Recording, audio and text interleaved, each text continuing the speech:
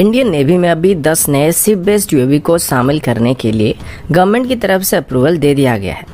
Chinese army की aggression को match करने के लिए इंडियन आर्मी की तरफ से पांगोंग लेक में इस्तेमाल करने लायक हाई परफॉर्मेंस बोट्स को खरीदने का फैसला किया गया है।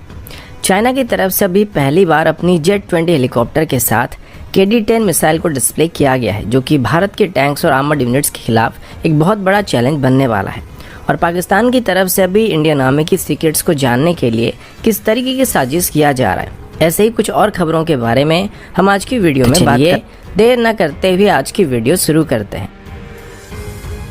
आज की पहली अपडेट इंडियन नेवी की तरफ से है। एएनआई की रिपोर्ट के मुताबिक भारत की तरफ से अभी अर्जेंट बेसिस पर 10 शिप बेस्ड ड्रोन्स को खरीदने का फैसला किया गया है और इसके लिए हाल ही में गवर्नमेंट की तरफ से अप्रूवल दिया गया है। डिफेंस मिनिस्ट्री के पास अभी ऐसे 10 शिप बेस्ड ड्रोन्स को एक्वायर करने के लिए एक प्रपोजल को फास्ट ट्रैक मोड में पास करने के लिए फॉरवर्ड किया गया था, जिसकी कीमत लगभग 1300 करोड़ के आसपास होने वाली है। इसके अंदर नेवी की तरफ से एक बिड को ओपन किया जाएगा, जो कि नेचर में बाय ग्लोबल कैटेगरी की होने वाली है, यानी कि सभी फॉरेन कंपनी इसमें पार्टिसिपेट कर सकते हैं। और इसके अंदर खरीदे जाने वाले ड्रोन्स को नेवी की तरफ से अपने बड़े वॉरशिप जैसे कि एयरक्राफ्ट कैरियर, डेस्ट्रॉयर या फिर फ्रिगेट में ऑपरेट किया जा सकता है, जो कि आगे चल के हमें सर्वेलेंस में मदद करने वाली है। इसके अलावा नेवी की तरफ से अभी यूनाइटेड स्टेट्स से सी गार्डियन ड्रोन्स को भी खरीदने के लिए बातचीत किया जा रहा है, जिनको नेवी की तरफ से मडागास्कर से लेके मलाका स्ट्रेट तक ऑपरेट किया जाएगा। साथ ही हाल ही में हुई मीटिंग में डिफेंस मिनिस्ट्री की तरफ से हमारे एग्जिस्टिंग ड्रोन्स को अपग्रेड करने के लिए भी प्रपोजल को लेकर विचार किया जा रहा था। और अभी नवंबर के महीने में यूनाइटेड स्टेट्स से जो 2 MQ-9 ड्रोन्स को लीज पर लिया गया था, इनको अभी INS रजाली वे से ऑपरेट किया जा रहा है। और जब इनको इंडियन ओशन रीजन में ऑपरेट किया गया तो इनकी एवरेज एंड्योरेंस लगभग 30 घंटे तक पाया गया है।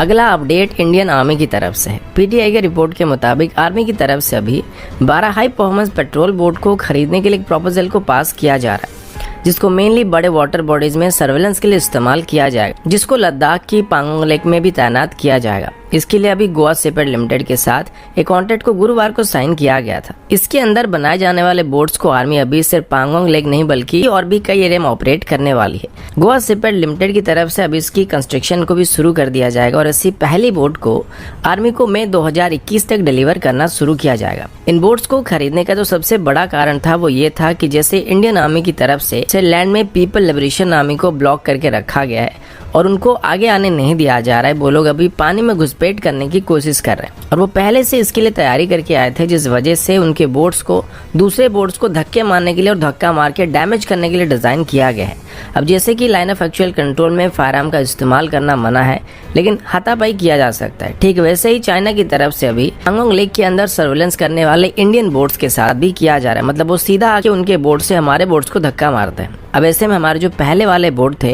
वो सीधे धक्का मुक्की करने के लिए डिजाइन नहीं किए गए थे और इसी वजह से इनको डैमेज हो रहा था। अब जैसे ये वारदात सामने आया था तो उसके तुरंत बाद ही इमरजेंसी में ऐसे कुछ बोट्स को पांगोंग लेक में भेजा गया था और अभी फॉर्मली इंडियन आर्मी की तरफ से गोवा शिपयार्ड लिमिटेड को 12 बोट्स को सप्लाई करने के लिए ऑर्डर को दिया गया है।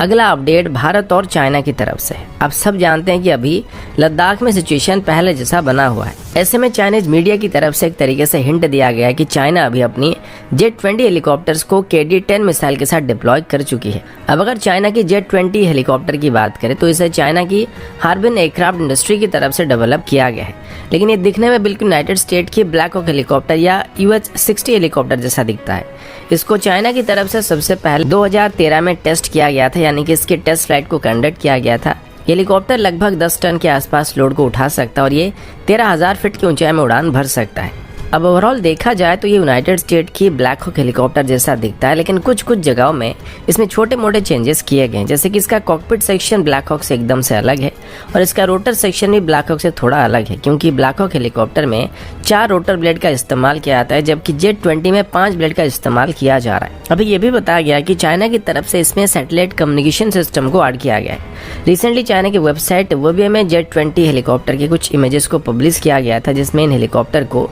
चाइना की KD-10 next generation anti tank guided missile के साथ देखा गया था और उस इमेजेस में ये 8 मिसाइल को कैरी कर रहा था, यानी कि इसकी दोनों तरफ से जो सब विंग्स है उसमें 4-4 KD-10 मिसाइल को लोड किया गया था। अब KD-10 मिसाइल को चाइना की तरफ से यूनाइटेड स्टेट की हेल्फायर मिसाइल की बराबरी का मिसाइल कहा जाता है, जो कि एक semi active laser guided missile है और ये 4 किलोमीटर तक मार्क कर सकता है। लेकिन KD-10 मिसाइल की बात करें तो हेल्फायर मिसाइल के मुकाबले थोड़ा बड़ा और बल्कि मिसाइल है, जिस वजह से इसका वजन भी थोड़ा ज्यादा है। अभी ये भी बताया जा रहा है कि चाइना की तरफ से अभी एक मिलीमीटर वेव रडार को भी डेवलप किया जा रहा है, जिसको टेस्टिंग भी किया जा रहा है और इसको अभी KD-10 मिसाइल के साथ कपल करने की कोशिश किया जा रहा है। इनको अभी चाइना की जेट-19 हेलीकॉप्टर में टेस्टिंग करता हुआ देखा गया था और फिलहाल अभी भारत और चाइना के बीच लद्दाख में जैसा माहौल चल रहा है, ऐसे में हो सकता है चाइना ये सब भारत को दिखाकर डराने की कोशिश कर रहा है कि अगर भारत लद्दाख में हेवी टैंक्स को और आर्मर्ड यूनिट्स को तैनात कर सकता है तो उनके पास भी heavy anti tank guided missile मौजूद है। हालांकि जो इमेजेस अभी सामने आए थे ये रियल मिसाइल थी या उनकी डमी मिसाइल थी, ये कंफर्म नहीं हुआ है, क्योंकि कुछ दिन पहले जब रिपोर्ट आया था उसमें ये बताया गया था कि चाइना की तरफ से भी KD-10 मिसाइल को डेवलप करने की कोशिश किया जा रहा था।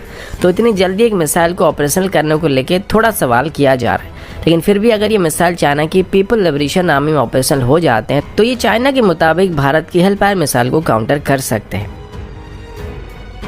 अगला अपडेट पाकिस्तान की तरफ से है। आप सबको पता होगा कि पाकिस्तान भारत के साथ आमने सामने की लड़ाई नहीं लड़ सकता है, जिस वजह से वो हमेशा से ही भारत के खिलाफ प्रॉक्सी वॉर को करते आ रहे हैं, जिसमें सीधे आमने सामने की लड़ाई लड़ने के बदले पाकिस्तान अपनी सुअरों की मदद से सब करने की कोशिश करता है, क्योंकि कन्वेंशनल वॉर में इनको जीतना नहीं, ये बात अच्छी तरीके से इन लोगों को पता है। इसीलिए पाकिस्तान में सुअर प्रोडक्शन फैक्ट्री काफी जोरों शोरों से बनाए जा रहे हैं और उनके यहाँ इतने सारे सुअर प्रोडक्शन फैक्ट्री मौजूद है जितने हमारे यहाँ चिकन फार्म या चिकन काउंटर भी मौजूद नहीं होते हैं। अभी पाकिस्तान की एक और चालाकी हमारे इंटेलिजेंस डिपार्टमेंट की तरफ से पकड़ा गया था, जिसमें ये पता लगा कि पाकिस्तान की तरफ से भी इंडियन आर्मी की सीक्रेट इन्फॉर्मेशन जैसे कि डिप्लॉयमेंट प्लान या एक्शन प्लान को जानने के लिए इंडियन सोल्जर्स को कॉल किया जा रहा है और कॉल में पाकिस्तान की जासूसों की तरफ से खुद को इंडियन आर्मी के सीनियर ऑफिसर बताया जाता है। और हाल ही में ऐसा एक कॉल इंडियन आर्मी के कंट्रोल रूम में किया गया था, जिसमें पाकिस्तान की स्पाई की तरफ से खुद को सेम डिवीजन का हायर ऑफिसर बताया गया था और वो इंडियन आर्मी की डिप्लॉयमेंट, हायर ऑफिसर की मूवमेंट, VVIP मूवमेंट और ऐसे करके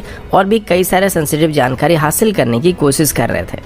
अब जैसे ही हमारे इंटेलिजेंस डिपार्टमेंट को इसके बारे में खबर मिला तो उसके बाद सभी आर्मी और पैरामिलिट्री फोर्सेस की कंट्रोल रूम को ये बात बता दिया गया था कि अगर ऐसी कोई भी कॉल आपके सामने आता है और कोई भी सेंसिटिव जानकारी के बारे में सवाल किया था तो कोई भी जानकारी ना देने के लिए कहा गया था। और साथ ही पाकिस्तान के ISI की तरफ से अभी फेक ID बनाकर इंडियन ऑफिसर को फ्रेंड रिक्वेस्ट भेजा जा रहा है और उनको सोशल मीडिया में कांटेक्ट करने की कोशिश की जाती है और ऐसे करके कई सारे हनी ट्रैप वाले केस हम देख चुके हैं, जिस वजह से अभी सभी को केयरफुल रहने के लिए कहा गया है।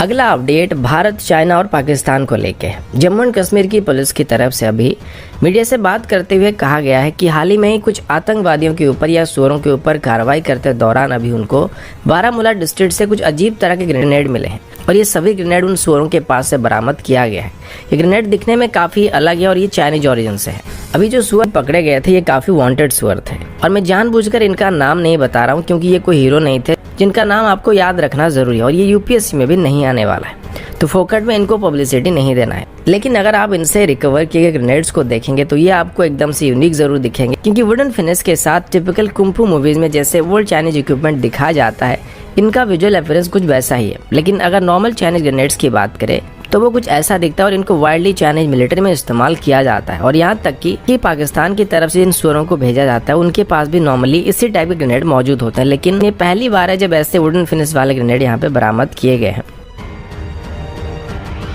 अगला अपडेट इंडियन आर्मी की डॉग स्क्वाड को लेके। ANI की रिपोर्ट के मुताबिक VSF की तरफ से अभी भारत के देसी ब्रीड के कुत्तों को ट्रेन करने का फैसला किया गया है और VSF अपने रेगुलर पेट्रोल में इनको अपने साथ लेना चाहती है। अभी एक एक्सपेरिमेंट के तौर पर VSF की शिलांग डिवीजन की तरफ से 2 लोकल ब्रीड के कुत्तों को सिलेक्ट किया गया जिनको अभी रेगुलर ट्रेनिंग दिया जाएगा। इनमें से एक मुधोल ब्रीड है और दूसरा राजपलायम ब्रीड है। VSF मेघालय की तरफ से बताया गया कि ट्रायल बेसिस पर इनको ट्रेन किया जा रहा है और अभी ये नहीं कहा जा सकता कि इनकी ट्रेनिंग के बाद ये किस तरीके से रिस्पॉन्ड करने वाले हैं, लेकिन एक बार इनका ट्रेनिंग पूरा हो जाए जो कि लगभग 1 साल तक चलने वाली है तो इसके बाद इनको बॉर्डर एरिया में पेट्रोलिंग करते दौरान VSF के जवान अपने साथ लेने वाले हैं और अगर ये सही तरीके से रिस्पॉन्ड करते हैं और हमारे उम्मीदों पर खरे उतरते हैं तो आगे चल के इंडियन ब्रीड्स को प्रोफेशनली ट्रेनिंग दी जाएगी और इनको रेगुलर बेसिस पर इंडियन आर्मी में शामिल किया जाएगा। अब अगर ये एक्सपेरिमेंट सक्सेसफुल रहा तो इसकी सबसे बड़ी एडवांटेजेस ये होने वाली है कि हमें फॉरेन ब्रीड के ऊपर इतना डिपेंडेंट रहना नहीं पड़ेगा, क्योंकि भले ये अच्छे रिजल्ट देते हैं लेकिन हमारे क्लाइमेट में कभी कभार इनको दिक्कत होती है और इनको हेल्थ रिलेटेड इश्यू का सामना करना पड़ता है। जबकि हमारे देसी कुत्तों की बात करें तो ये हर मामले में फिट होता है और इंडियन क्लाइमेट के हिसाब से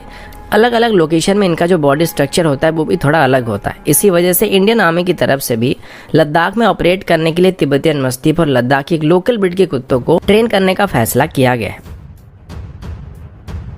अगला अपडेट यूनाइटेड स्टेट, चाइना और भारत को लेके। आप सभी को याद होगा कुछ हफ्ते पहले यूनाइटेड स्टेट की कांग्रेस की तरफ से लाइन ऑफ एक्चुअल कंट्रोल में चाइना की तरफ से भारत के ऊपर किए जा रहे मिलिट्री एग्रेशन को कंडेम किया गया था और इसको रोकने के लिए कहा गया था। अब इसको यूनाइटेड स्टेट की तरफ से नेशनल डिफेंस ऑथराइजेशन एक्ट 2021 के तौर पर पेश किया गया था, लेकिन अभी इसे यूनाइटेड स्टेट की कांग्रेस की तरफ से एक लॉ में कन्वर्ट कर दिया गया है और एक बार फिर से चाइना को बॉर्डर में तनाव को रिड्यूस करने के लिए कहा गया है। इसे यूनाइटेड स्टेट के सीनेट में 15 दिसंबर को पेश किया गया था और इसमें कृष्णमूर्ति रेजोल्यूशन के अंदर चाइना के खिलाफ भारत का समर्थन करने का प्रस्ताव दिया गया था। इसमें चाइना को वार्निंग देने के साथ साथ भारत को और यूनाइटेड स्टेट के सभी अलाइड देशों को चाइनीज एग्रेशन के खिलाफ सपोर्ट करने की बात भी की गई थी और इसे न्यू ईयर के अवसर पर यूनाइटेड स्टेट की तरफ से भी मंजूरी दिया गया है। यूनाइटेड स्टेट के मुताबिक चाइना की तरफ से अभी लद्दाख से लेकर साउथ चाइना सी में सभी जगह पर एग्रेशन दिखाया जा रहा है और स्पेशली अगर लद्दाख की बात करें तो अभी भारत के साथ चाइना के जो भी इशू हैं उन सभी को शांतिपूर्ण रूप से चाइना को एग्जिस्टिंग बायलैटरल मैकेनिज्म का इस्तेमाल करके सॉल्व करने के लिए कहा गया है। इसके अलावा चाइनीज एग्रेशन की वजह से भारत को छोड़ के Bhutan, Vietnam, Malaysia, Philippines, Brunei और ताइवान जैसे देशों को सफर करना पड़ रहा है और ये इंटरनेशनल पीस को बरकरार रखने में एक बहुत बड़ी बाधा बनती जा रही है। तो दोस्तों अभी के लिए इतना ही, मिलता हूँ आपसे अगले वीडियो में, तब तक के लिए जय हिंद।